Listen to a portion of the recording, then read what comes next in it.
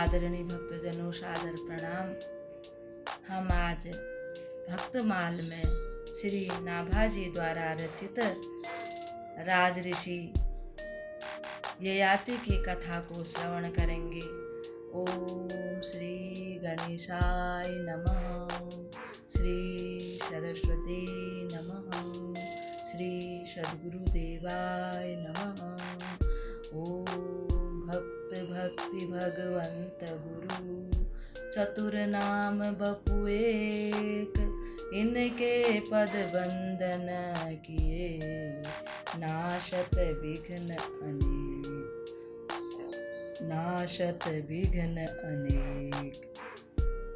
आदरणीय भक्तजनों, अब हम कथा में प्रवेश करते हैं। कल हमने राज ऋषि नहुष जी की कथा को श्रवण किया था। राज ऋषि नहुष के ही ये राज ऋषि ययाति महाराज इनके सुपुत्र हैं। अब हम आज इनकी कथा को श्रवण करेंगे। राजा नहुष ने जब राज्य पाठ सब त्याग दिया तो उसके बाद यही राजा बने थे ययाति। महाराज नहुष के पुत्र हुए यति, ययाति, संयाति, आयाति और बियाति। ये महाराज के 5 पुत्र हुए। कृति और नामक यानी कि 6 पुत्र महाराज के, 6ठा पुत्र कृति हुआ। ये बड़े बलवान और बहुत ही शक्ति से संपन्न थे। महाराज ययाति के जो सबसे बड़े पुत्र थे यति, इन्होंने राज्य करने से इनकार कर दिया, इसलिए ययाति ही राजा हुए। ययाति ने शुक्राचार्य की पुत्री देवयानी और वृषपर्वा की कन्या शर्मिष्ठा से विवाह किया था। देवयानी ने यदु और त्रुवसु को जन्म दिया तथा वृषपर्वा की पुत्री शर्मिष्ठा ने द्रुयु, अनु और पुरु 3 पुत्रों को और देवयानी ने 2 पुत्रों को, इनके 5 पुत्र हुए। एक समय की बात है, शुक्राचार्य महाराज ने, जो कि देवयानी के पिताश्री हैं, शुक्राचार्य को तो हम सब जानते ही हैं, ये राक्षसों के गुरु बताए जाते हैं, तो इन्होंने महाराज ययाति को शाप दे दिया। भक्तजनों, अब एक बड़ी विचित्र सी कथा है, आप ध्यान दे के सुनना। वृषपर्वा जो राजा थे, इनके गुरु थे श्री शुक्राचार्य जी, और देवयानी इनकी पुत्री शुक्राचार्य जी की। शुक्राचार्य जी राजा के गुरु होने के नाते राज्य में आया जाया करते थे किसी भी काम के लिए, तो देवयानी भी साथ साथ जाती थी। वहाँ राजकुमारी शर्मिष्ठा से इनकी दोस्ती हो गई, इनकी सहेली बन गई। अब दोनों में बड़ा प्रेम था। एक दिन सभी राजकुमारियां, महल में जितनी राजकुमारियां हैं, मंत्रियों आदि की जो पुत्रियां हैं, उन सब ने देवयानी की और भी जो सखी सहेलियां हैं, इन्होंने वन विहार के लिए एक प्रोग्राम बनाया। सब वन विहार के उद्देश्य से ये लोग घर से निकले। वन में विहार करते करते, गर्मी के दिन थे, इन लोगों को बड़ी गर्मी लग गई और एक नदी में स्नान करने लगे। स्नान करते समय इन्होंने अपने अपने वस्त्र उतार कर रख दिए। ऐसे ही निर्वस्त्र होकर के स्नान कर रहे थे। जब स्नान करते करते बहुत देर हो गई तो इन्होंने देखा कि भोले बाबा माता पार्वती सहित नंदी में विराजमान होकर उधर को ही आ रहे हैं। शर्मिष्ठा की उन पर नजर पड़ गई। शर्मिष्ठा ने फटाफट नदी में से बाहर निकल करके जैसे जो कपड़े हाथ लगे वही पहन लिए। इतने में ही देवयानी भी आ गई। अब देवयानी को बड़ा क्रोध आ गया, क्योंकि शर्मिष्ठा ने देवयानी के वो कपड़े पहन लिए थे। देवयानी कहने लगी, अरे हम तुम्हारे पूजनीय हैं। जिस प्रकार से महाराज के गुरु मेरे पिताश्री हैं, वैसे ही मैं भी तुम्हारी पूजनीय हूँ। तुमने मेरे वस्त्रों को कैसे धारण कर लिया? तुमने ये बड़ा अपराध किया है। शर्मिष्ठा भी कहने लगी कि बहन, मैंने जल्दी जल्दी में पहन लिए थे, मुझसे अपराध हो गया है, तुम अब मेरे वस्त्र धारण कर लो। देवयानी बोली, मैं तेरे वस्त्र कैसे धारण करूं? मैं तेरे गुरु की पुत्री हूँ। आपस में दोनों में बड़ा विवाद हुआ। सबने समझाने की कोशिश की, परंतु देवयानी कैसे भी नहीं मानी। विवाद इतना बढ़ गया कि शर्मिष्ठा को बड़ा क्रोध आया। उसने देवयानी को धक्का देकर एक कुएं में डाल दिया और अपना वहां से आ गई अपने राज्य में, और किसी को कुछ बताया भी नहीं। अब देवयानी उस कुएं के अंदर रोने लगी। उधर ही से महाराज ययाति कहीं से आ रहे थे। जैसे ही उन्होंने कुछ आवाज़ सुनी, उन्होंने कान लगाया और पूछा, तो उसने बताया कि मैं ऐसे ऐसे गुरु शुक्राचार्य की पुत्री देवयानी हूँ।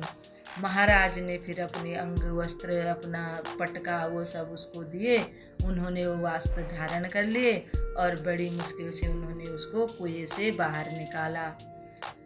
बाहर निकलकर देवयानी कहने लगी, हे महाराज, आपने मेरा हाथ पकड़ा है, अब आप मेरा हाथ कभी मत छोड़िएगा। महाराज ययाति तो आश्चर्यचकित हो गए। उन्होंने कहा, देवी, यह आप क्या कह रही हैं? आप गुरु शुक्राचार्य की पुत्री हैं, आपको ये बात शोभा नहीं देती। तब देवयानी कहने लगी कि हे महाराज, जब आपने मेरा हाथ पकड़ ही लिया है और मैंने भी आपका हाथ पकड़ लिया है, तो अब मैं और किसी दूसरे का हाथ नहीं पकड़ सकती। तब महाराज ययाति कहने लगे कि तुम्हारे पिताजी इससे बड़े नाराज होंगे। उन्होंने कहा देवयानी ने कि मैं अपने पिताजी को मना लूंगी। महाराज अपने राजमहल को चले गए और देवयानी अपने घर चली गई। तब उसने सारी बात अपने पिताश्री को बताई। फिर शुक्राचार्य जी ने ययाति को बुलाया और कहा कि हे महाराज, मेरी पुत्री को गुरु बृहस्पति के जो पुत्र हैं कच्छ, उन्होंने श्राप दिया है कि तुम्हारा विवाह, यानी मेरी पुत्री देवयानी का विवाह ब्राह्मणों से तो हो नहीं सकता, इसलिए आप ही मेरी पुत्री के पति होंगे। और उन्होंने बड़े प्रेम से देवयानी का विवाह महाराज ययाति के साथ कर दिया। जब साथ विवाह हो गया, उसके बाद गुरु शुक्राचार्य राजमहल को गए और देवयानी ने अपने को कुएं में डाल देने की सारी बात बता दी और ये भी कहा, पिताश्री, अब आप उनके कुलगुरु नहीं बनना और उनकी कोई सहायता भी नहीं करना। ऐसे राजा के राज्य में अब हमको रहना भी नहीं चाहिए, जहाँ हमारी जान को हानि होती है। राजकुमारी ने मुझको कुएं में धकेल दिया, अगर महाराज ययाति नहीं आते तो मैं वहीं मर जाती। शुक्राचार्य को भी यह बात बहुत बुरी लगी और वे राजा को वृषपर्वा को कहने के लिए गए कि हम आज से अब आपके गुरु नहीं रहे और आपकी पुत्री ने मेरी पुत्री के साथ बहुत ही गलत कार्य किया है, इसलिए हम आपके राज्य को छोड़ के अब चले जाएंगे। जब गुरु शुक्राचार्य जी ने ऐसा कहा तो वृषपर्वा को बड़ा दुख हुआ, वे बड़े दुखी हो गए। उन्होंने बड़ी अनुनय विनय की कि हे गुरुदेव, आपको हमें छोड़ के नहीं जाना चाहिए, हमसे जो भी गलती हो गई हम उसके लिए क्षमा मांगते हैं, आप कृपा करके हमें छोड़ के नहीं जाइए। गुरु शुक्राचार्य ने कहा कि मैं तो आपको माफ़ कर दूंगा, परंतु मेरी पुत्री नहीं मानती हैं, मेरे लिए मेरी पुत्री से बढ़कर और कुछ भी नहीं है, इसलिए मैं जा रहा हूँ। तब महाराज ने गुरु पुत्री देवयानी के चरण पकड़ लिए और कहने लगे कि हे पुत्री, आप कैसे मानोगी, मैं आपके का क्या कर सकता हूँ, आप कैसे हमसे प्रसन्न होंगी और हमें क्षमा कर देंगी, वो बताइए। तब देवयानी ने कहा कि हे महाराज, मैं जहाँ भी जाऊँ, जहाँ भी रहूँ, अगर आपकी पुत्री मेरी दासी बनकर मेरी सेवा करने के लिए वहाँ आती है, तभी मैं आपको क्षमा कर सकती हूँ, नहीं तो मैं आपको और आपकी पुत्री को क्षमा नहीं करूँगी। तब महाराज की जो पुत्री थी शर्मिष्ठा, उसने ये सारी बातें सुन ली और वह दासी का सा भेष बना करके महाराज के पास आई और कहने लगी कि हे महाराज, हे पिताश्री, पूरे राज्य की भलाई के लिए एक मेरा त्याग करना उचित है और मैं देवयानी की दासी बनकर रहूंगी, ये मुझे मंजूर है। आप बिल्कुल भी चिंता मत कीजिए, प्रभु ने जो मेरे भाग्य में लिखा होगा वही होगा, इसलिए आप परेशान मत होइएगा। महाराज को और महारानी सभी को बड़ा दुख हुआ, परंतु उनके पास और कोई उपाय भी नहीं था, इसलिए उन्होंने शर्मिष्ठा को उसकी दासी के रूप में सबने स्वीकार कर लिया। देवयानी विवाह के बाद महाराज ययाति के घर चली गई और शर्मिष्ठा दासी बनकर उनके घर चली गई। अब वह अच्छी प्रकार से महाराज ययाति की और देवयानी की सेवा करती थी। एक दिन महाराज उनकी सेवा और उनके स्वभाव, उनके रूप से उन पर मोहित हो गई और चुपके से उन्होंने देवयानी को बताए बगैर, देवयानी से पूछे बगैर और चोरी से उनके साथ विवाह कर लिया। और विवाह करने के बाद उनके 3 पुत्र भी उत्पन्न हो गए। एक दिन वे तीनों बालक अब इतने बड़े हो गए कि अपने माता के साथ वे बाग में खेलने के लिए आए हुए थे। इधर से देवयानी भी अपने पुत्रों और महाराज ययाति के साथ खेलने के लिए बाग में घूमने के लिए गई हुई थे। देवयानी को वे बालक बड़े सुंदर दिखाई दिए। देवयानी ने इशारे से उनको अपने पास बुलाया और उनसे पूछा कि पुत्र, तुम कौन हो, तुम्हारे पिताजी कौन हैं? उनके पुत्र यानी कि शर्मिष्ठा के पुत्र ने इशारा करते ययाति की तरफ इशारा कर दिया कि ये हमारे पिता हैं। अब देवयानी की तो मानो पैरों के नीचे से जमीन खिसक गई हो, वह बड़ी दुखी हुई। उसी समय महाराज को बुरा भला कह के अपने पिताजी के घर चली गई, अपने पिताजी को सारी कथा सुनाई और उनके पिताजी ने क्रोध में आकर महाराज ययाति को श्राप दे दिया। जब शुक्राचार्य ने श्राप दे दिया कि तुम बूढ़े हो जाओ, उसी समय महाराज को युवावस्था में ही बुढ़ापे ने घेर लिया। फिर महाराज ययाति ने शुक्राचार्य से प्रार्थना की कि ये श्राप तो आपने अपनी पुत्री को ही दे दिया है, अगर मैं बूढ़ा हो जाऊंगा तो आपकी पुत्री का क्या होगा? आपकी पुत्री की भी अभी भोग की इच्छा पूरी नहीं हुई है।